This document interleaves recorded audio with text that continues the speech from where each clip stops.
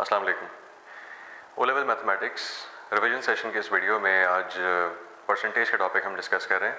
Percentage का topic हमारे लिए बड़ा इंपॉर्टेंट है पेपर 1 पेपर 2 दोनों के हवाले से, और एवरीडे मैथमेटिक्स के डोमेन में जितने सवाल आते हैं उसमें percentage is quite heavy wait.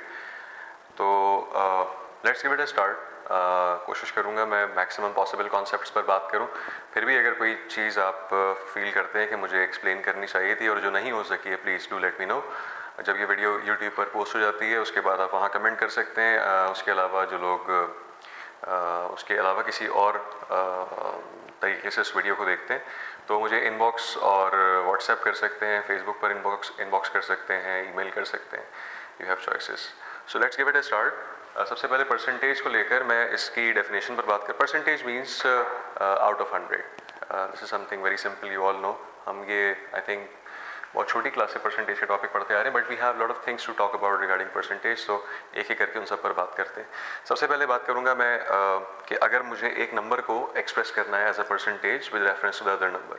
For example, if I say express 30 as a percentage of 150. Express 30 as a percentage of 150. Now, this means we have to write 30, denominator में हमारे पास होगा 150. We'll write this as a fraction and then we'll multiply this by 100, and this is how we get answer in percentage. So 0 0 cancel, 3 1 time, 3 5 time, 5 1 time, 5 20 times. So we get like 20%. That's our answer. So 20% is the answer. ये सबसे basic सा सवाल है हमारे पास कि अगर दो number दिए जाएं, आपसे कहा जाए that you have to express the first number as a percentage of the next one, then you're supposed to express that as a fraction, और उसको आप फिर 100 से मल्टीप्लाई करके परसेंटेज में एक्सप्रेस कर सकते हैं। सिमिलरली आप परसेंटेज को डेसिमल में, परसेंटेज को फ्रैक्शन में एक्सप्रेस कर सकते हैं। We can take an example for that as well, like percentage to decimal. मैं आपको एग्जांपल के तौर पे अगर कहूँ कि आपने 20% को कन्वर्ट करना है, so that becomes 20%. 20% means 20 upon 100. 20%, 20 out of 100. 20 upon 100. 100 की वजह से डेसिमल 2 प्लेस पीछे मूव करेगा। आप उसको पीछे कहें, आगे कहें, that's up to you, but the decimal has to move like 2 places to the left. Okay, so what do we get? We get 0.2. Okay, so that's your answer. 0.2 is your answer. Similarly, अगर मैं आपसे कहूँ कि percentage को आप express करें fraction में, 20%. 20% means similarly we can write this again as 20 over 100, but this time we'll cancel this and we'll retain the fraction. हम उसको डेसिमल में कन्वर्ट नहीं कर रहे, तो 0 और 0 कैंसिल हो जाता है, 2 1 टाइम, 5 टाइम कैंसिल होता है, we get 1 over 5 as our answer. So this is how we can do some basic stuff regarding percentage. So moving on to the next category, we have some new questions. So let's move on to that. Okay, so now we'll talk about the percentage change. The change in percentage. How can we calculate the percentage change? For suppose, if I'm looking to find a percentage change in the price, मैं एक सवाल से इसको explain करूँगा, that would help actually. For suppose, the price of an object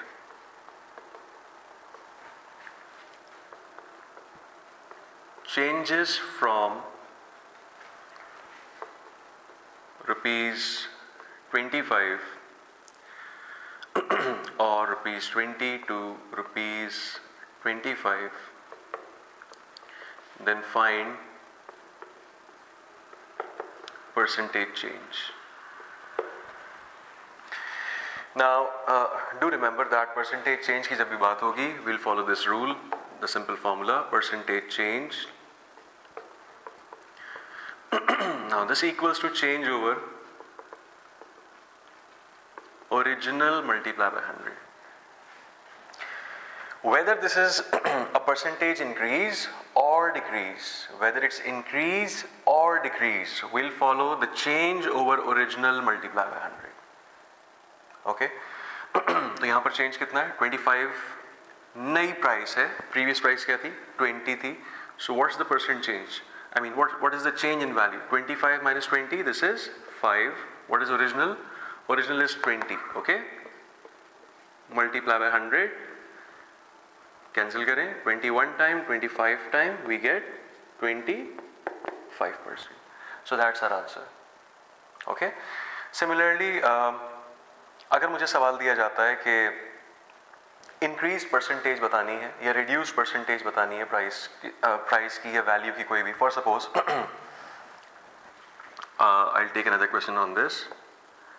find 120% of let me take a value 30. Okay, find 120% of 30.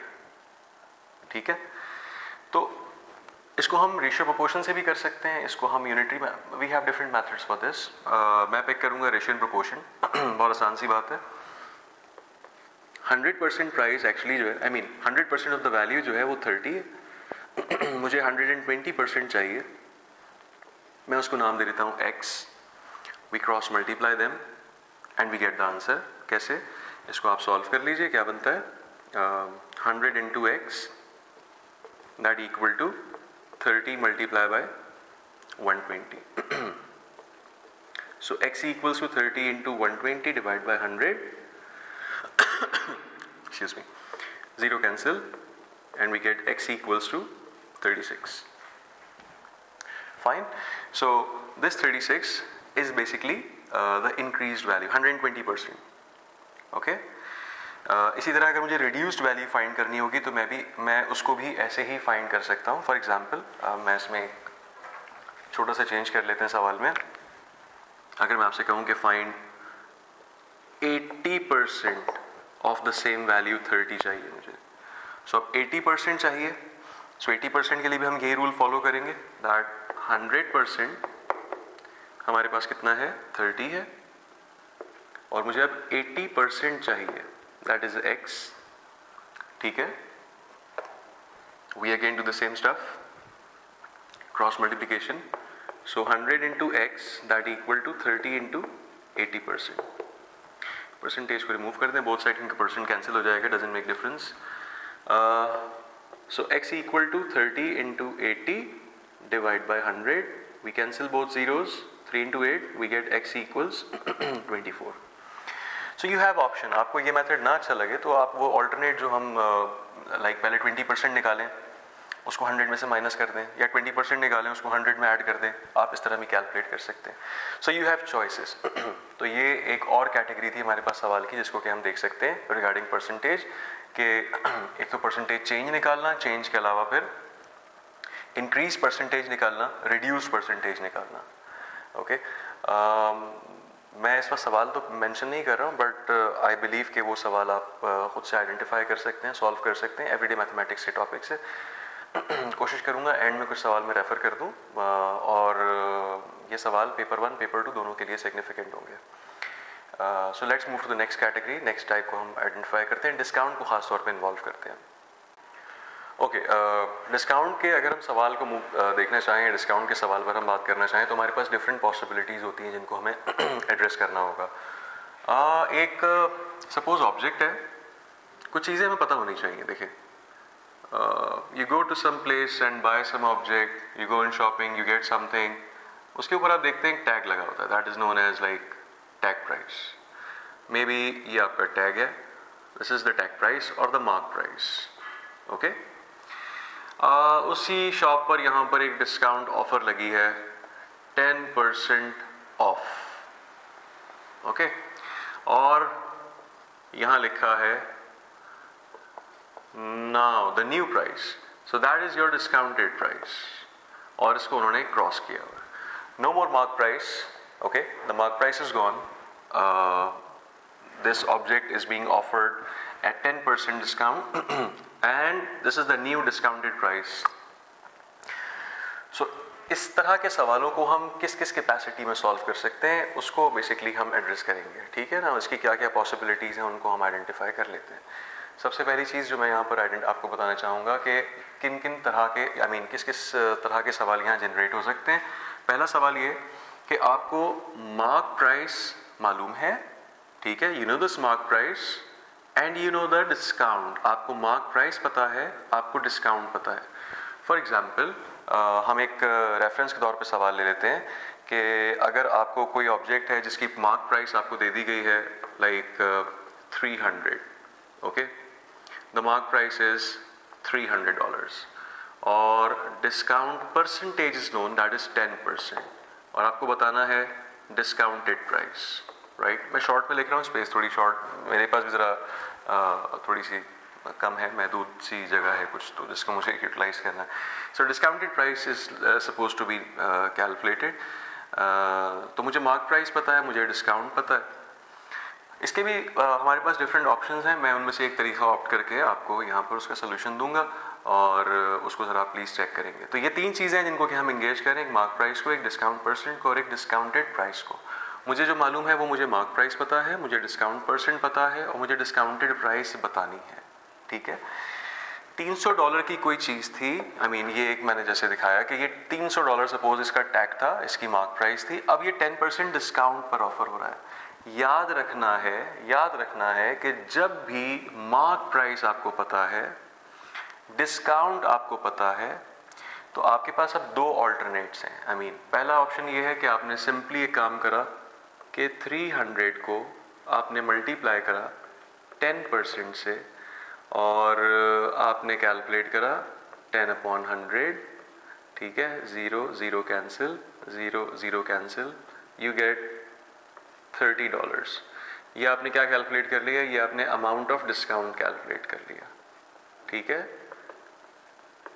ये एक option था, आपने 30 कैलकुलेट करा और आपने क्या करा, डिस्काउंटेड प्राइस आपने बता दी कितनी हो गई, मार्क प्राइस में से आपने डिस्काउंट को माइनस कर दिया तो डिस्काउंटेड प्राइस आ गई, दैट इज 270। ये एक ऑप्शन है। अगर आप इस ऑप्शन पे काम ना करना चाहें तो दूसरा ऑल्टरनेट क्या है, बड़ा सिंपल है।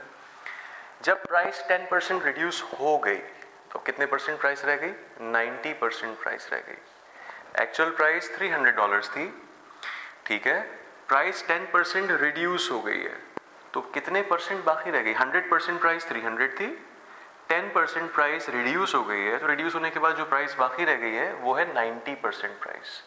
सो हमें क्या करना है, सिंपली 90% को मल्टीप्लाई कर देना है 300 से।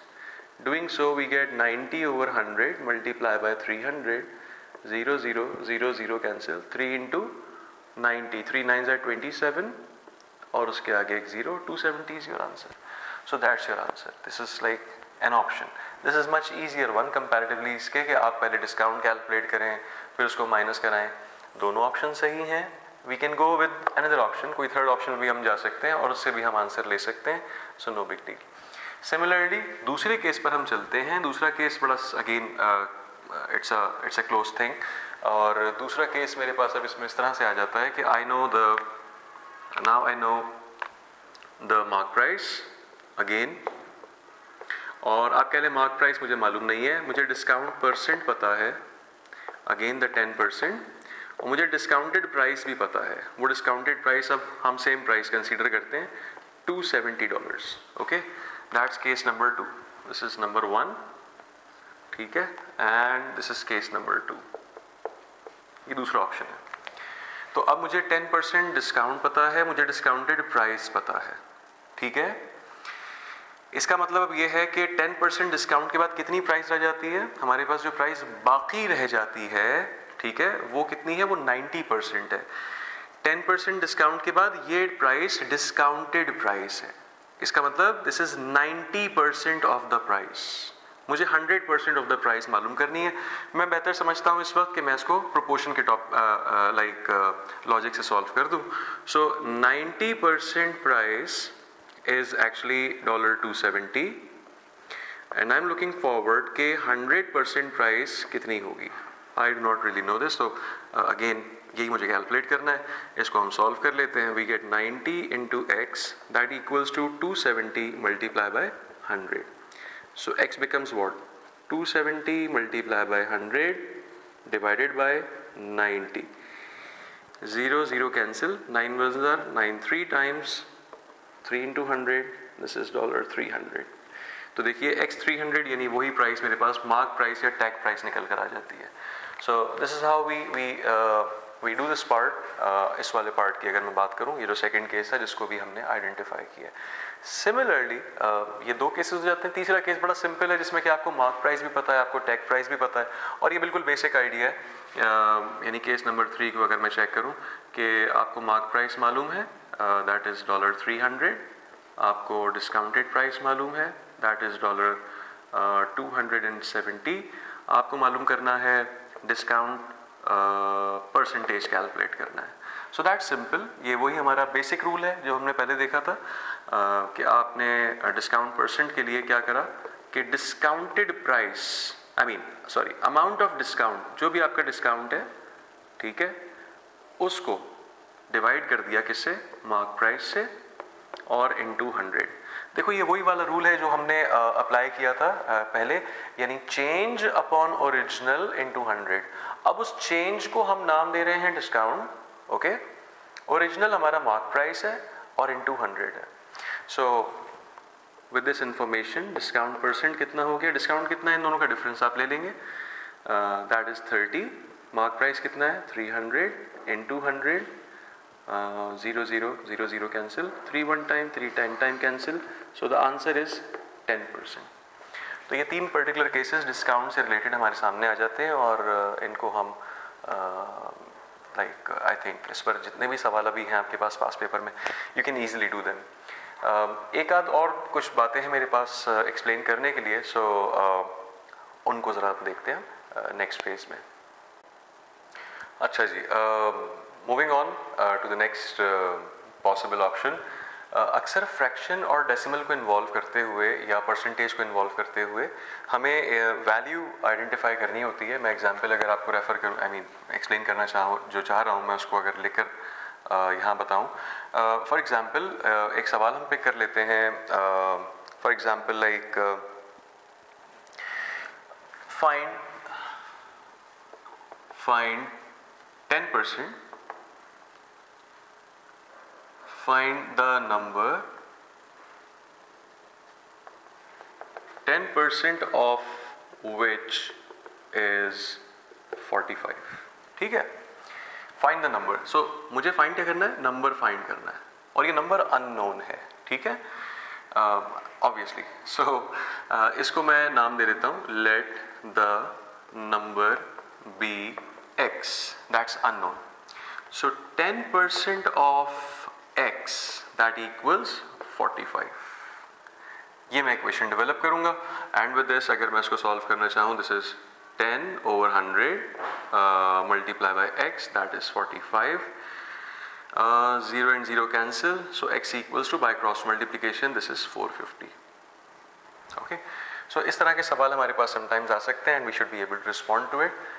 ये फ्रैक्शन में भी आ सकता था, ये डेसिमल में भी आ सकता है, ये परसेंटेज में भी आ सकता है, so you should be clear about it. अगर इसी कॉन्सेप्ट को मैं थोड़ा सा परसेंटेज कैलकुलेशन के हवाले से क्लियर करना चाहूँ, क्योंकि कई स्टूडेंट्स ने पूछा था कि सर वो पेपर 1 में कैलकुलेटर नहीं होता, हम क्विकली कैसे परसेंटेज कैलकुलेट करें, तो ये मैं अपने एक वीडियो में पहले एक्सप्लेन कर चुका हूँ, और वैसे भी क्लासेस में डिस्कस किया है, मैं फिर एक्सप्लेन कर देता हूँ।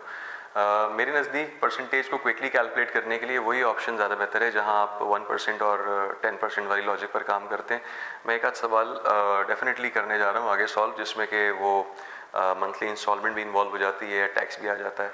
सो फॉर एन एग्जांपल मैं बिल्कुल उसको एक सवाल यहाँ पर कोशिश करूँगा आपके लिए उसको मैं एक्सप्लेन कर दूँ। So let's take an example on the point which I am trying to explain. मेरा सवाल बड़ा सिंपल है, यहाँ पे मैं आपसे ये कह रहा हूँ कि फाइंड 32% ऑफ 40। देखें, आप में से मेजॉरिटी ने ये करना है कि आपने लिखना है 32/100 मल्टीप्लाई बाय 40। फिलहाल तो 40 बड़ा आसान नंबर है, आपने कैंसिल करा के आंसर ले लेना है। बट मेरा ख्याल ये है कि ज़्यादा आसान काम कौन सा है कि मैं इसको ब्रेक कर लूँ सबसे पहला काम तो मैं ये करूँगा कि मुझे 32% चाहिए। किसका चाहिए? 40 का। तो मैं दो चीज़ें कैलकुलेट करूँगा, 10%, 40 का 10% दैट इज़ 4, और मैं कैलकुलेट करूँगा इसका 1%, वो कितना हो गया? 0.4। डेसिमल को एक प्लेस पीछे करेंगे तो 4 10% है, दो प्लेस पीछे शिफ्ट करेंगे तो ये हो जाएगा 0.4 1%। अब अगर मुझे 32% चाहिए, इसका मतलब मैं इसको लिख सकता हूँ 30% plus 2%। 30% means 3 into 10% plus 2 into 1%। 10% का मतलब 10% इज 4 एंड 1% इज वॉट? 0.4, ठीक है। So 3 into 4 is 12 and this is 0.8. So your answer is 12.8. Fine. Similarly एक और एग्जाम्पल हम यहाँ से आइडेंटिफाई कर लेते हैं on the same concept. Find 71.5% of the same value 40. तो देखें वही कॉन्सेप्ट मैं लेकर चलूँगा जो यहाँ मैं आपके साथ डिस्कस कर रहा हूँ. मुझे ऑलरेडी पता है the known values are 10% of 40 that is 4 and 1% is how much? 0.4. ठीक है, एग्जैक्टली. सो 71.5% का मतलब क्या हुआ? मैं इसको लिख सकता हूँ 70% प्लस 1.5%. मजीद क्या कर सकता हूँ? इसको लिख सकता हूँ 7 इंटू 10%. 1.5 का क्या कर सकता हूँ? 1.5 का कई अगेन दो तीन ऑप्शंस हैं. एक ऑप्शन ये है कि मैं इसको लिख लूँ 1% प्लस 0.5%. ठीक है ना. सो दिस इज 7 इंटू 10% कितना हुआ? 10% हमें पता है ऊपर 4 है. ठीक है. 1% कितना हुआ? 1% 0.4 है. और हाफ कितना होगा? 1 का आधा, that means 0.2. So 4 7 times 28 plus 0.6. So your final answer is 28.6. At the moment लग ये रहा है कि शायद ये बहुत लंबा काम है. ठीक है, it would take time, but this would save your time from division and double multiplication. आपकी चॉइस है, आप किस ऑप्शन या किस अप्रोच को यूज करते हुए कैलकुलेशन करते हैं, but to be this is a better option. So excuse me, I hope काफ़ी हेल्पफुल रहा होगा ये एक शॉर्ट सेशन. अगले वीडियो में मैं कुछ और चीज़ें एवरीडे मैथमेटिक्स से रिलेटेड डिस्कस करने जा रहा हूँ. Stay tune. देखते रहें यूट्यूब पे कब अपलोड होता है, और यूट्यूब के अलावा मैं जहाँ जिस को सेंड कर रहा हूँ वो आगे डिफरेंट ग्रुप्स में फॉरवर्ड करें ताकि सबकी हेल्प हो. हमारे पास चंद दिन बाकी हैं पेपर से. We are like probably 2 weeks away from the papers. So काफ़ी हेल्पफुल रहेगा ये रिव्यू सेशन. मेरी कोशिश होगी रोज़ एटलीस्ट अगर मैं 2 वीडियोस पोस्ट कर दूँ. काफ़ी मुश्किल होता है. इस वक्त भी रात के 1:30 बज रहा है, वीडियो बन रही है, और it's not easy task actually. Okay, thank you very much. Bye.